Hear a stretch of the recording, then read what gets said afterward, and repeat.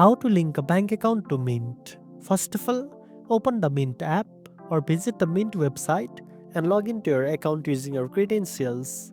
Once you are logged in, you will be on the Mint dashboard where you will see several options at the top right side of the screen. Now, click on the Add Account option with the plus icon. In the pop-up window, choose an account to link.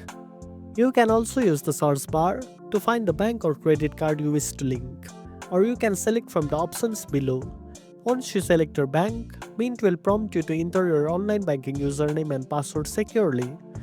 This allows Mint to connect to your bank and fetch your transaction data automatically. Then, Mint may ask you to verify your identity through a security code sent via email or text message, so make sure to complete this step to keep your account safe. After verification, Mint will start syncing your bank transactions, balances, and other financial details into your account. This process can take a few moments depending on your bank system.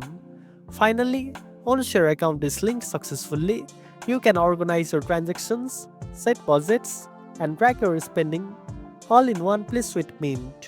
And that's it. Now you know how to link a bank account to Mint. If you found this video helpful, don't forget to like, share, and subscribe for more tech tips. Thanks for watching, and I'll see you in the next one.